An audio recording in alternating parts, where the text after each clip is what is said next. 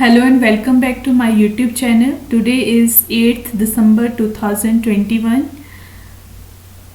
Okay, let's start our daily newspaper analysis on Financial Express.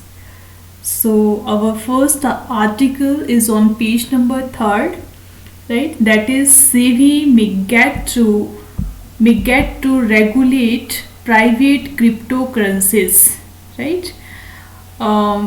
जैसा कि हम सभी जानते हैं कि बहुत टाइम से इंडिया में क्रिप्टो करेंसी को लेकर बहुत ज़्यादा डिबेट चल रही है, राइट? और जो पार्लियामेंट का भी जो विंटर सेशन में government is going to present a crypto bill, right? और इसको लेकर भी बहुत ज़्यादा डिबेट है कि गवर्नमेंट क्रिप्टो को बैन करेगी या रेगुलेट करेगी, राइट? सो जो रिसेंट न्यूज़ के according government is considering the appointment of capital market regulator to oversee crypto currencies, right?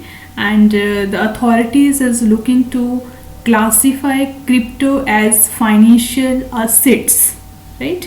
और ये बताया जा रहा है कि इस बिल को प्रेजेंट करते ही जो गवर्नमेंट जितने भी जो क्रिप्टो करेंसीज होल्डर होंगे उनके लिए डेडलाइन दे सकती है टू डिक्लेयर, पर ये डेडलाइन किस लिए? This deadline for declaring their assets in the form of crypto currencies, right? ताकि वो अपने असेट को एज ए क्रिप्टो करेंसी की फॉर्म में डिक्लेयर कर सके, right? So and the use of this crypto currencies should be regulated, right? We will discuss why it should be regulated. So firstly we will see the need of regulation of cryptocurrencies, right? देखो, अगर crypto currency के use को अगर हम regulate नहीं करेंगे तो उसकी वजह से कुछ प्रॉब्लम्स अराइज हो सकती है, राइट? जैसे फर्स्ट जैसे money laundering, terror financing, right? So इस तरह की कुछ प्रॉब्लम्स है जो अराइज हो सकती है अगर हम इसको रेगुलेट ना करें, है ना? तो दूसरा, जो स्मॉल इन्वेस्टर्स होते हैं उनके कुछ राइट्स होते हैं, वो भी उनको सेफ करने के लिए भी हमें इसको रेगुलेट करना पड़ेगा। और जो गवर्नमेंट जो फाइनेंशियल असेट्स होती है उनके ऊपर टैक्सेस लगते हैं, जो इक्विटीज वगैरह होता है उनके ऊपर टैक्सेस पे करना पड़ता है। तो अगर हम इसे रेगुलेट नहीं करेंगे तो गवर्नमेंट का जो टैक्स कलेक्शन है वो भी डिक्रीज हो सकता है। और नेक्स्ट दैट इज़ इंडिया का जो फाइनेंशियल सिस्टम है वो भी रिस्क में जा सकता है। तो इन सब चीज़ों को ध्यान में रखते हुए तो इसको रेगुलेट करना ज़रूरी है, राइट? तो firstly we will see we have talked about money laundering, right? तो अगर हम इसे रेगुलेट नहीं करेंगे तो मनी लॉन्ड्रिंग की प्रॉब्लम अराइज हो सकती है। You all know money laundering is the main cause of black money, right? So the existence and spread of black money has serious socio-economic consequences, right? इसके कई तरह की प्रॉब्लम्स और ज़्यादा राइज हो सकती है ब्लैक मनी की एग्जिस्टेंस से, इसके स्प्रेड से, राइट? सच एज कौन सी प्रॉब्लम्स, जैसे लॉस ऑफ रेवेन्यू, राइट? और as the size of black money expands, the control of the state on economic policies declines, right? And next is, if a large amount of black money finds its way into unproductive channels like gold, jewelry, precious stones, etc. Thus resources that could have been utilized for productive purpose are wasted, right? And as a result the economic growth suffers. You all no, अगर जैसे mostly ऐसे ही होता है जब भी black money जिनके पास भी ज़्यादा होता है तो उस ब्लैक मनी का यूज़ प्रोडक्टिव पर्पसेस के लिए बहुत कम होता है as compare to unproductive purposes. Unproductive means जैसे कोई गोल्ड लेना, प्रीशियस स्टोन्स पे उसको स्पेंड करना, ज्वेलरीज पे स्पेंड करना, राइट. तो उसकी वजह से जो इकोनॉमिक ग्रोथ है वो सफ़र करता है, right. So this is about this article. Next article is on next page, that is page number 4th, right. That is page number 4th. This is about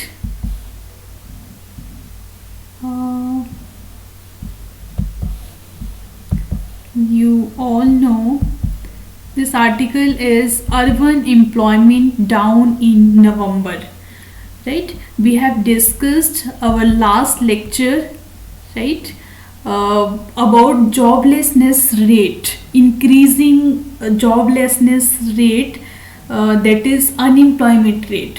Okay, तो जो unemployment rate है, joblessness rate है, that is rising, right. तो in this article we will discuss about the reasons behind this increasing unemployment rate, right. तो the first reason is economic slowdown. Okay, क्योंकि जो economy है वो investment से भी स्टिमुलेट नहीं हो पा रही है, तो this is also the reason behind this. And ailing banking sector, stagnant education sector, lagging skill upgradation, rising population and COVID-19 pandemic, right. All these are the reason behind this urban unemployment rate, right. because अगर education sector ही improve नहीं होगा तो skill भी नहीं improve हो पाएगी, right. तो population भी बढ़ रही है और कोविड-19 पेंडेमिक भी है ना. तो उसकी वजह से कईयों की जॉब चली गई, राइट. कई जिस तरह की स्किल्स की ज़रूरत है उस तरह की स्किल्स नहीं मिल पा रही है. तो all these are the reason behind this unemployment. Okay, और एक अगर इकोनॉमिक्स के स्टूडेंट्स को पता होगा कि माइग्रेशन, रूरल अर्बन माइग्रेशन भी अर्बन अनएम्प्लॉयमेंट का रीज़न होता है, माइग्रेशन, राइट. तो according to Harris Todaro model of economic growth, right. तो क्योंकि जब बहुत ज़्यादा लोग अगर अर्बन एरिया में जो वेजेस है, सैलरी है, वो रूरल एरिया से ज़्यादा होता है, तो ऑब्वियस सी बात है जो लोग रूरल एरिया में रहते हैं तो वो अर्बन एरिया की तरफ आएंगे, है ना. तो जो भी अर्बन में जितना भी स्कोप था जॉब को लेकर वो फिर उसके लिए कंपटीटर बहुत ज़्यादा हो जाते हैं. तो इस वजह से भी जो अर्बन अनएम्प्लॉयमेंट रेट है that will rise. Okay, next article which has been given on page number 6th, that is about, you can see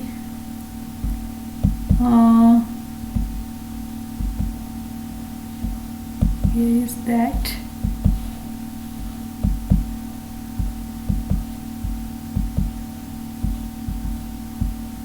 right, ये है Hyundai Motor India have 6 electrical vehicles by 2028, right.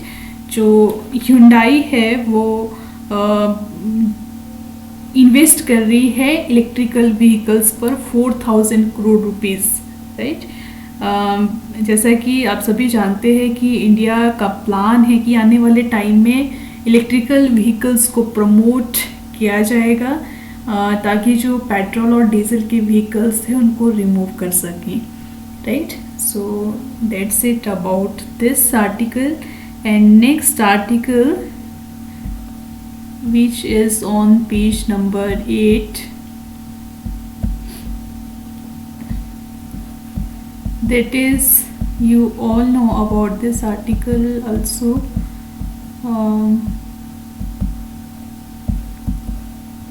India, Russia needs to move a level up, right? आप सभी जानते हैं कि जो Russia के president है वो इंडिया की विज़िट पर है और इस विज़िट में बहुत से ट्रेड रिलेशंस के ऊपर डिस्कशन होनी है, राइट? तो जो मोस्टली डिस्कशन होना है वो स्पेशली वो डिफेंस डील से रिलेटेड डिस्कशन होगी, राइट? ऐसा माना जा रहा है, राइट? तो जो इंडिया और रशिया के बीच में जो डीपर पार्टिसिपेशन है वो इंफ्रास्ट्रक्चर सेक्टर को लेकर है. That will include crude oil supply deals, man power training and technology transfers for oil refineries and research in the field of technologies, right? The main focus of these agreements is to encourage Indian companies to use Russian technologies in capacity building, right? तो कुछ और भी agreements है electricity को लेकर, electricity के export import को लेकर, राइट? और जो कुछ क्रूड ऑयल सप्लाई एग्रीमेंट जो पहले हुए थे उनको भी रिन्यू किया है इस विजिट में, राइट? तो so that's all about this article and next article is on page number 11.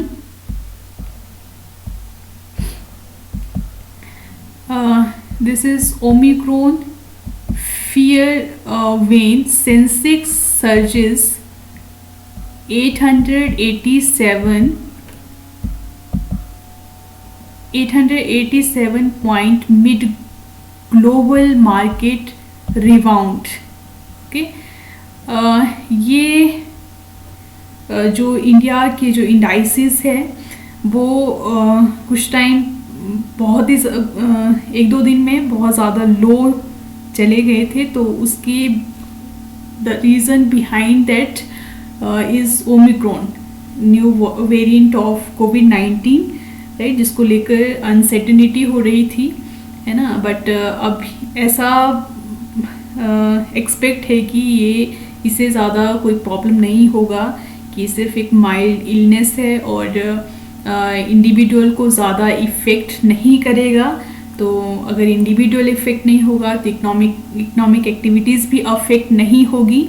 तो उसकी वजह से इकोनॉमी को इसका लेस डैमेज होगा.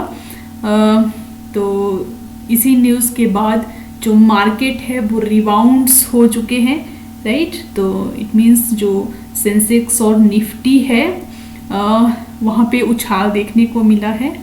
And so it is a good news for investors. Okay, so that's all for today.